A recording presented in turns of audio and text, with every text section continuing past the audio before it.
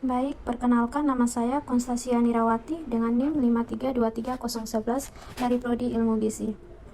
Pada kesempatan kali ini saya akan menjelaskan tentang biokimia gizi.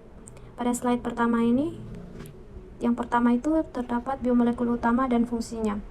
Gambaran ini menjelaskan bahwa terdapat 4 jenis biomolekul utama yang memiliki peran penting dalam reaksi biokimia di dalam sel hidup, yaitu yang pertama ada protein, kedua ada asam nukleat, ketiga ada polisakarida, dan keempat ada lipid. Setiap biomolekul ini terdiri dari unit dasar yang disebut building block yang menjadi penyusun utamanya dan memiliki fungsi yang berbeda-beda. Yang pertama ada protein. Protein menjadi dasar struktural dan fungsional dari sel. Fungsi ini mencakup peran statis sebagai komponen struktural seperti kolagen dan peran dinamis sebagai enzim, hormon, atau molekul sinyal. Protein juga berfungsi dalam proses metabolisme dan komunikasi antara sel. Yang kedua ada asam deoksiribonukleat yang berfungsi sebagai penyimpan informasi genetik DNA yang mengandung kode genetik yang diturunkan dari generasi ke generasi dan mengatur semua aktivitas biologis yang terjadi dalam sel melalui sintesis protein. Yang ketiga ada asam ribonukleat. RNA sangat diperlukan dalam proses biosintesis protein. RNA membawa instruksi genetik dari DNA untuk sintesis menjadi protein oleh ribosom. Dan yang keempat ada polisakarida. Polisakarida seperti glykogen berfungsi sebagai cadangan energi untuk memenuhi kebutuhan energi jangka pendek. Dan yang terakhir ada lipid. Lipid berfungsi sebagai cadangan energi untuk kebutuhan jangka panjang. Selain itu, lipid berperan dalam pembentukan membran sel yang bersifat struktural dan sebagai isolator termal. Bagian kedua membahas tentang peran membran sel dan mekanisme transportasi zat besi. Membran sel adalah komponen penting yang mengatur pergerakan zat atau partikel masuk dan keluar dari sel. Protein yang terdapat pada membran sel berfungsi sebagai membran transporter, yaitu protein yang berperan dalam mengangkut molekul tertentu melintasi membran. Pada kasus ini, diagram menjelaskan mekanisme bagaimana zat besi yang berasal dari sumber makanan nabati maupun hewani diangkut dari lumen usus menuju sistem peredaran darah melalui sel enterosit di usus halus. Ini, saya akan menjelaskan tentang nukleotida dan struktur DNA berdasarkan informasi yang tersedia. 3. Nukleotida, struktur dan fungsinya. Nukleotida adalah unit penyusun utama dari asam nukleat seperti DNA dan RNA. Struktur nukleotida terdiri dari 3 komponen utama. 1. Basa nitrogen, terdiri dari 2 jenis, yaitu purin, adenin dan guanin, dan pirimidin, cytosine, thymin, serta urasil pada RNA. 2. Gula pentosa, pada DNA, gula pentosa adalah deoksiribosa, sementara pada RNA adalah ribosa. 3. Fosfat. Komponen ini memberikan sifat asam pada molekul nukleotida dan berperan dalam pembentukan ikatan fosfodiester. Fungsi nukleotida sebagai monomer penyusun DNA dan RNA. Berperan dalam reaksi energi, misalnya dalam bentuk ATP sebagai sumber energi sel. Sebagai bagian dari koenzim penting seperti FAD dan NAD-MAN yang terlibat dalam reaksi metabolisme. 4. Struktur DNA, ikatan fosfodiester dan ikatan hidrogen. DNA adalah polimer nukleotida yang terdiri dari 2 untai komplementer yang saling melilit membentuk struktur helix ganda. A. Ikatan fosfodiester. Ikatan ini terbentuk antara gugus fosfat pada karbon 5 dari satu nukleotida dengan gugus hidroksil pada karbon 3 dari nukleotida berikutnya. Fungsi utama ikatan fosfodiester adalah menyusun tulang punggung, DNA, yang terdiri dari fosfat dan gula deoksiribosa, memberikan stabilitas struktural pada molekul. B. Ikatan hidrogen. Ikatan ini menghubungkan pasangan basa nitrogen antara 2 untai DNA. Adenin, E, berpasangan dengan thymin, T, melalui 2 ikatan hidrogen. Guanin, J, berpasangan dengan cytosine, C, melalui 3 ikatan hidrogen.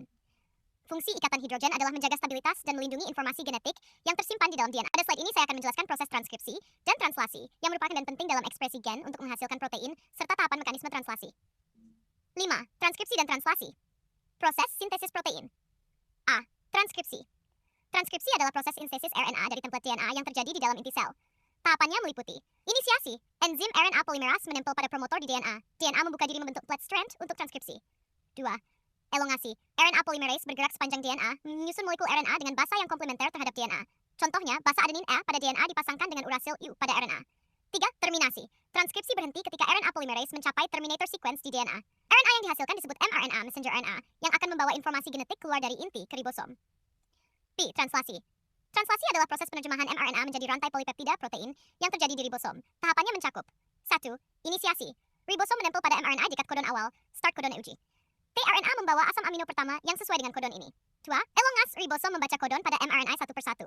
tRNA membawa asam amino yang sesuai, yang kemudian dirangkai menjadi rantai polipeptida melalui ikatan peptida. 3. Terminasi. Translasi berhenti ketika ribosom mencapai kodon akhir stop kodon. Polipeptida yang terbentuk dilepaskan untuk dilipat menjadi protein fungsional. 6. Mekanisme translasi. Tahapan utama. A. Inisiasi. Ribosom kecil menempel pada mRNA dan tRNA pertama dengan antikodon yang sesuai, membawa asam amino metionin ke kodon awal. Setelah itu, sebunit besar ribosom bergabung untuk memulai proses translasi. B. Elongasi. Ribosom bergerak sepanjang mRNA membaca kodon satu persatu. tRNA membawa asam amino baru yang sesuai dengan kodon pada mRNA. Asam amino dirangkai menjadi rantai polipeptida melalui ikatan peptida. C. Terminasi. Ketika ribosom mencapai kodon akhir, stop kodon, seperti UAG, tidak ada tRNA yang sesuai untuk kodon ini. Faktor pelepas. Membantu melepaskan rantai polipeptida dari ribosom. Ribosom dan komponen lainnya terpisah untuk digunakan kembali. Kesimpulan slide 3A. Proses transkripsi dan translasi adalah langkah penting dalam menghasilkan protein dari informasi genetik. Transkripsi menghasilkan mRNA dari DNA, sedangkan translasi mengubah informasi mRNA menjadi rantai polipeptida di ribosom melalui tahapan inisiasi, elongasi, dan terminasi. Kondisi kalsium darah rendah. Ketika kadar kalsium dalam darah turun, tubuh mendeteksi perubahan ini melalui kelenjar paratiroid. Kelenjar paratiroid merespons dengan melepaskan hormon paratiroid ke dalam aliran darah. 2. Efek hormon paratiroid (PTA) pada tulang. PTA menstimulasi osteoklas, sel perusak tulang, untuk memecah matriks tulang sehingga kalsium dilepaskan ke aliran darah. PTA mengurangi ekskresi kalsium melalui urin dengan meningkatkan reabsorpsi kalsium di tubulus ginjal. PTH juga merangsang konversi 25-OH vitamin D menjadi 1,25-dihidroksi vitamin D, calcitriol, bentuk aktif vitamin D di ginjal. Pada usus stil langsung, calcitriol, vitamin D aktif, merangsang penyerapan kalsium dari makanan di usus kecil, terutama pada brush border membrane. 3. Hasil akhir. Mekanisme ini secara kolektif meningkatkan kadar kalsium dalam darah dengan mengambil kalsium dari tulang, mencegah pembuangan kalsium di ginjal, dan meningkatkan penyerapan kalsium dari makanan. Kesimpulan, kelenjar paratiroid, tulang, ginjal, dan usus bekerja bersama untuk mengembalikan keseimbangan kadar kalsium darah. Soal nomor 8, biokimia sitimiatin D2 dan D3. Penjelasan berdasarkan gambar. 1. Vitamin D2, ergosterol, ditemukan dalam sumber nabati, misalnya jamur. Proses, ergosterol terpapar sinar UV yang menyebabkan reaksi kimia berupa pembukaan cincin sterol. Proses ini menghasilkan ergokalsiferol D20 yang memiliki struktur mirip dengan vitamin D3. Vitamin 3 kolekalsiferol, prekursor 7-dehidrokolesterol, ditemukan di kulit manusia. Proses, paparan sinar UVB mengubah 7-dehidrokolesterol menjadi previtamin D3 melalui reaksi fotokimia, pembukaan cincin sterol. Previtamin D3 kemudian mengalami isomerisasi termal spontan, menghasilkan kolekalsiferol vitamin D3. Metabolisme lanjutan vitamin D, setelah disintesis, baik vitamin D2 maupun D3 perlu diubah menjadi bentuk aktifnya. 1,25-dihidroksivitamin D melalui 2 tahap. Di hati, vitamin D diubah menjadi 25-OH vitamin D. Di ginjal, kalsidiol diubah menjadi 1,25-dihidroksivitamin D yang aktif secara biologis. Fungsi kalsitriol vitamin D aktif meningkatkan penyerapan kalsium di usus kecil. Mendukung pengaturan kadar kalsium darah bersama hormon PTA. Kesimpulan dari gambar. 1. Hubungan vitamin D dan kalsium. Vitamin D aktif, kalsitriol, bekerja sama dengan hormon PTH untuk mengatur kadar kalsium dalam tubuh. Garis besar proses sintesis. Vitamin D2 berasal dari ergosterol sumber nabati. Vitamin D berasal dari 7-dehidrokolesterol dengan bantuan sinar UVB. Seduanya diaktifasi melalui metabolisme di hati dan ginjal untuk bentuk aktif kalsitriol.